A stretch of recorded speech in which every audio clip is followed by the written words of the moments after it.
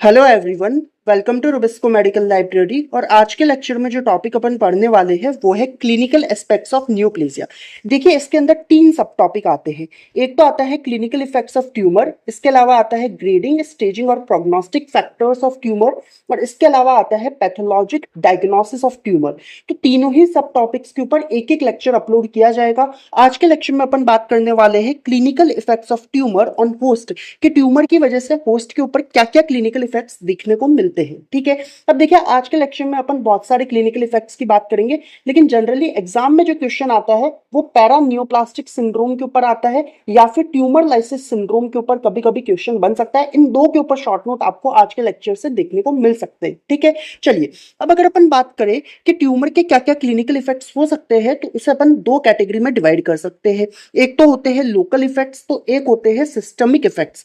जो local effects होते हैं उसको याद रखने की एक निमोनिक मैं आपको बता रहा हूं, वो है कोटी, COTI, कोटी। इधर की तरफ देखिएगा, सी से अपन कह रहे हैं कंप्रेशन, ओ से अपन कह रहे हैं ऑब्स्ट्रक्शन, टी से अपन कह रहे हैं टिश्यू डिस्ट्रक्शन, और आई से अपन कह रहे हैं इंफार्क्शन, अल्सरेशन और हेमरेज। ठीक है, तो ये तो हो गए लोकल इफेक्ट्स। तो वहीं अगर अपन बात करें सिस्टमिक इफेक्ट्स की, तो सिस्टमिक इफेक्ट्स को भी याद रखने का एक निमोनिक मैं आपको बता रहा हूं, वो है कैफे टाइम पास। क्या बोला मैंने? Cafe time pass. इधर की तरफ देखिएगा, जहां पे मैं कह रहा हूं CA से होता है कैंसर कैकेक्सिया, FE से है फीवर, T से अपन कह रहे हैं ट्यूमर लाइसिस सिंड्रोम, और P से अपन कह रहे हैं पैरानियोप्लास्टिक सिंड्रोम। आज के लेक्चर में अपन इन सारे क्लिनिकल इफेक्ट्स की बात करेंगे। ठीक है, चलिए अब अपन एक एक करके बात करते हैं। सबसे पहले अगर अपन बात करें लोकल इफेक्ट्स की, और लोकल इफेक्ट्स में भी अगर अपन सबसे पहले बात करें कंप्रेशन की, तो देखिए, अपन ने जब मैलिग्नेंट और बिनाइन ट्यूमर्स के बीच में डिफरेंसेस देखे थे, तब अपन ने ये कहा था कि बिनाइन ट्यूमर जो होता है वो अपने सराउंडिंग टिश्यू को इन्वेड नहीं करता, बल्कि ये ट्यूमर जो होगा वो ग्रो करता जाएगा और अपने सराउंडिंग टिश्यू को साइड में पुश कर देगा। ये अपन ने बात करी थी। तो यही चीज है कि कुछ बिनाइन ट्यूमर्स जो होते हैं वो अपनी क्रिटिकल लोकेशन की वजह से अपने सराउंडिंग टिश्यू को कंप्रेस करने लगेंगे, और उनकी वजह से ज्यादा सीरियस कॉन्सिक्वेंसेस देखने को मिलते हैं। और इसका एग्जांपल अपन देखें तो पिट्यूटरी एडिनोमा, देखिए लास्ट में ओमा आ रहा है, मतलब बिनाइन ट्यूमर है, ये अपने को पता है। तो बिनाइन ट्यूमर्स की वजह से कंप्रेशन देखने को मिलेगा, इतना अपने को समझ आता है। सेकेंड, अपन बात कर रहे हैं मैकेनिकल ऑब्स्ट्रक्शन की। देखिए, मैकेनिकल ऑब्स्ट्रक्शन जो है वो बिनाइन ट्यूमर्स की वजह से भी देखने को मिल सकता है, तो मैलिग्नेंट ट्यूमर्स की वजह से भी देखने को मिल सकता है। गट के अंदर जो बिनाइन और मैलिग्नेंट ट्यूमर्स होते हैं वो इंटेस्टाइनल ऑब्स्ट्रक्शन कॉज करते हैं। ठीक है, तो बिनाइन और मैलिग्नेंट दोनों की ही वजह से मैकेनिकल ऑब्स्ट्रक्शन देखने को मिल सकता है। थर्ड, अपन बात कर रहे हैं टिश्यू डिस्ट्रक्शन की। अपन ने कह रखा है कि जो मैलिग्नेंट ट्यूमर होता है वो अपने सराउंडिंग टिश्यू को इन्वेड कर देता है, और इन्वेड करके उस सराउंडिंग टिश्यू को डैमेज कर देता है। तो जो टिश्यू डिस्ट्रक्शन देखने को मिलेगा वो मैलिग्नेंट ट्यूमर्स की वजह से देखने को मिलेगा, क्योंकि वो अपने सराउंडिंग टिश्यू को इन्फिल्ट्रेट कर देंगे, उसको इन्वेड कर देंगे और उसे डिस्ट्रॉय कर देंगे। समझ आई बात? और लास्ट में अपन कह रहे हैं इन्फार्क्शन हो सकता है, अल्सरेशन हो सकता है और हेमरेज हो सकता है। और ये सारे के सारे अपन ने क्या बोले? ये अपन ने लोकल इफेक्ट्स की बात करी। ठीक है, चलिए नेक्स्ट अपन अब बात करेंगे सिस्टमिक इफेक्ट्स ऑफ ट्यूमर की। और सिस्टमिक इफेक्ट ऑफ ट्यूमर में सबसे पहला जो सिस्टमिक इफेक्ट अपन देख रहे हैं वो है कैंसर कैकेक्सिया। देखिए, कैकेक्सिया का मतलब क्या है? वेस्टिंग। तो कैंसर कैकेक्सिया के अंदर होगा क्या? इधर की तरफ देखिए, कैंसर कैकेक्सिया के अंदर 2A होंगे। क्या होंगे? 2A होंगे। एक ए से अपन कह रहे हैं एस्थीनिया, एक ए से अपन कह रहे हैं एनोरेक्सिया। अब देखिए, एस्थीनिया का मतलब क्या होगा? इमिशिएशन। तो एनोरेक्सिया का मतलब होता है प्रोलॉन्ग्ड लॉस ऑफ एपेटाइट, कि अपने को भूख लगेगी ही नहीं, एपेटाइट लॉस हो जाएगा। इसके अलावा अपन देखिए कि अपने को देखने को किसमें मिलेगा? ये उन पेशेंट्स के अंदर देखने को मिलेगा जिसमें कुछ एडवांस्ड और डाइसेमिनेटेड कैंसर्स देखने को मिल रहे हैं, उनकी वजह से।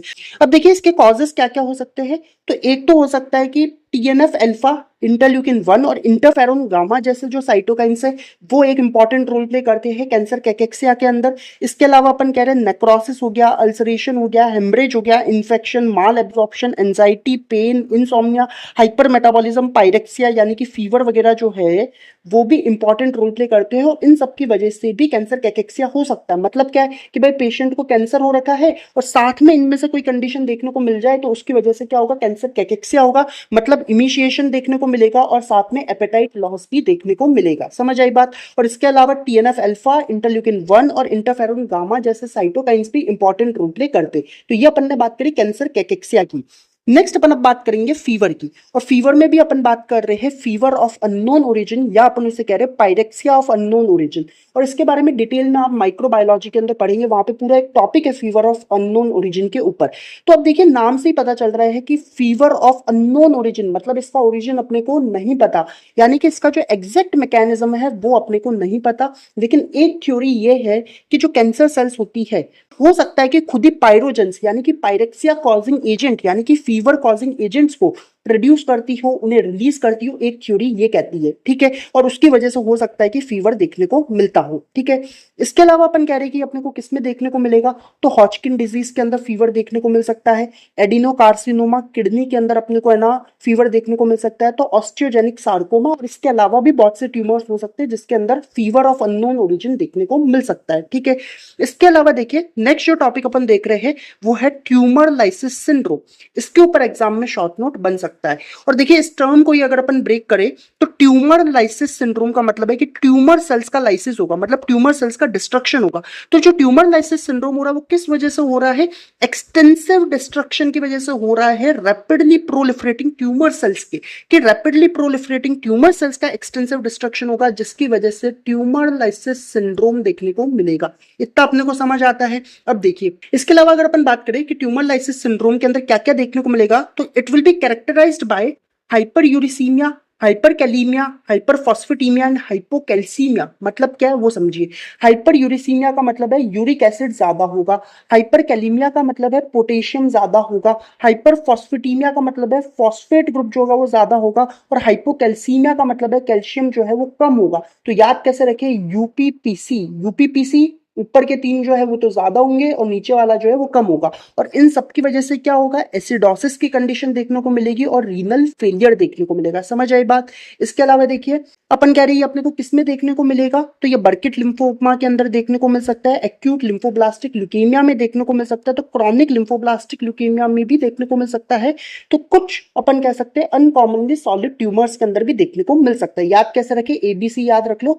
ए से अपन कह रहे हैं एक्यूट लिम्फोब्लास्टिक ल्यूकेमिया, बी से अपन कह रहे हैं अपने बर्किट लिम्फोमा, सी से अपन कह रहे हैं क्रॉनिक लिम्फोब्लास्टिक ल्यूकेमिया। याद रहेगा। तो ये अपन ने बात करी ट्यूमर लाइसिस सिंड्रोम की। चलिए नेक्स्ट अगर अपन बात करें पैरानियोप्लास्टिक सिंड्रोम की, तो ये आज के लेक्चर का सबसे इंपॉर्टेंट टॉपिक है और इसके ऊपर एग्जाम में अपने आप में शॉर्ट नोट बन सकता है।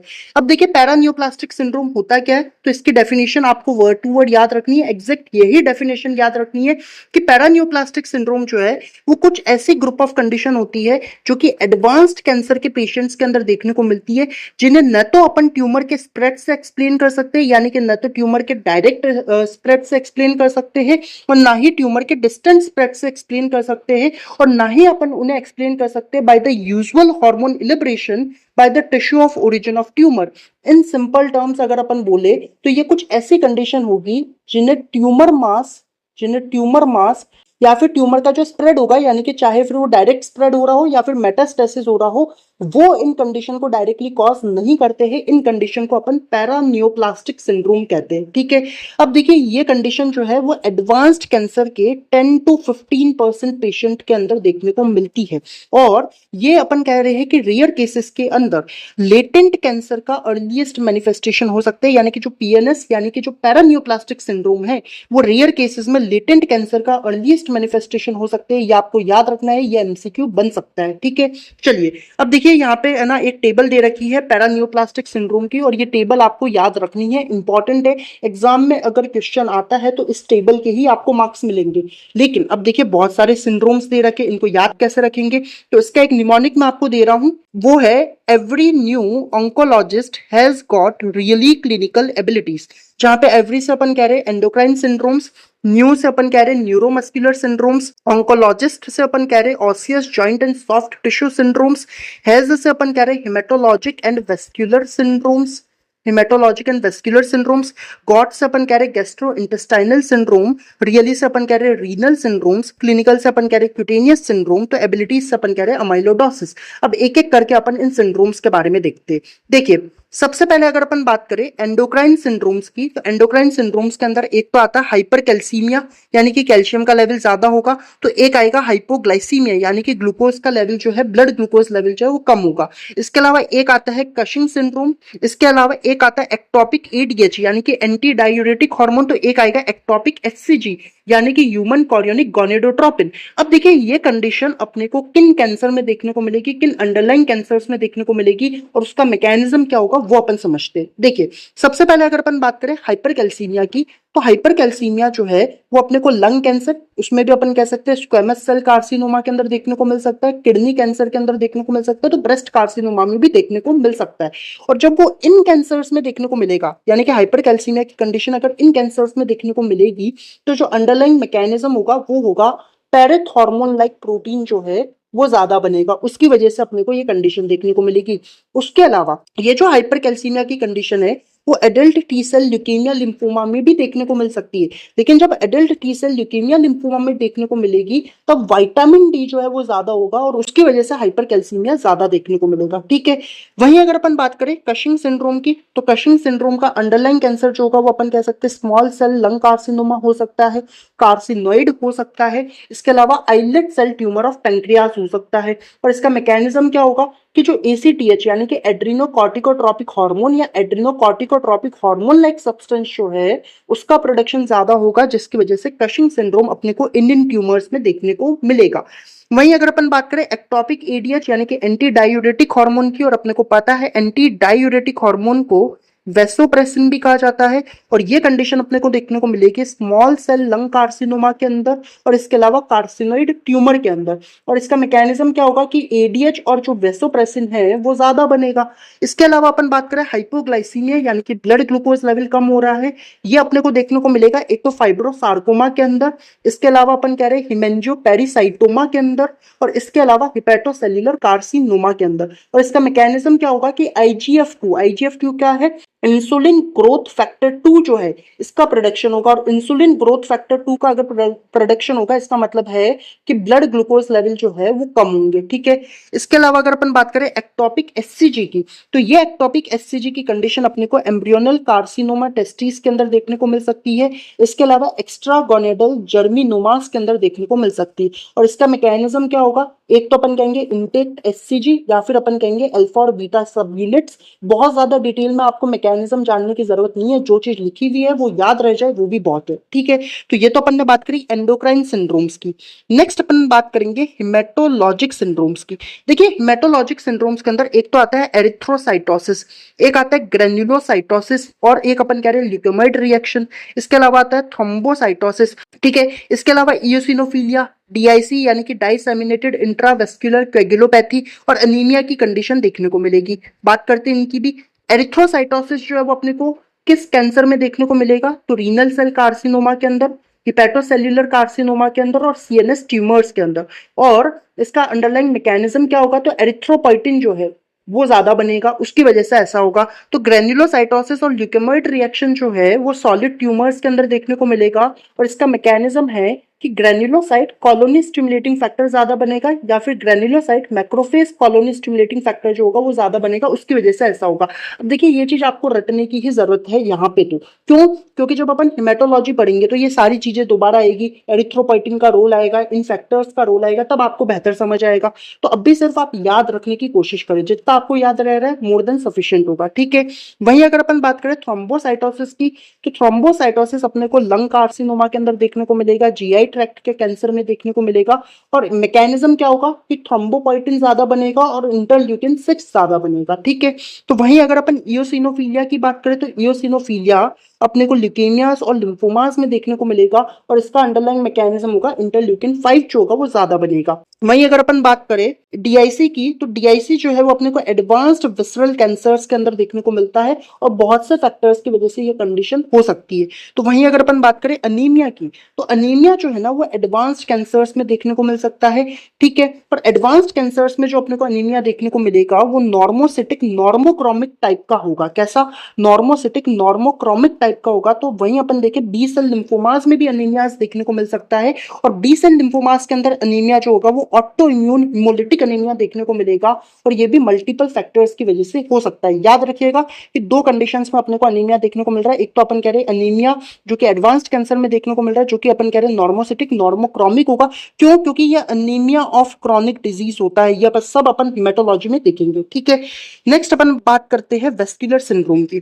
देखिए वेस्कुलर सिंड्रोम में एक तो आता है डीप वेन थ्रोम्बोसिस, एक आता है माइग्रेटरी थ्रोम्बोफ्लेबाइटिस, एक आता है नॉन बैक्टीरियल थ्रोम्बोटिक एंडोकार्डाइटिस। होता क्या है वो देखते हैं। सबसे पहले अगर अपन बात करें डीप वेन थ्रोम्बोसिस की, तो ये अपने को breast carcinoma, prostate carcinoma, colorectal cancer और लंग कैंसर के अंदर देखने को मिलेगा, और इसका मैकेनिज्म होगा हाइपरकोएगुलेबिलिटी। तो वहीं अगर अपन बात करें माइग्रेटरी थ्रोम्बोफ्लेबाइटिस की, तो ये अपने को पैंक्रियास के कैंसर और लंग कैंसर में देखने को मिलेगा। इसका भी अपन देखें मैकेनिज्म होगा हाइपरकोएगुलेबिलिटी। याद रख सकते हो कि वेस्कुलर सिंड्रोम के अंदर तीनों का ही मैकेनिज्म क्या है? हाइपरकोएगुलेबिलिटी।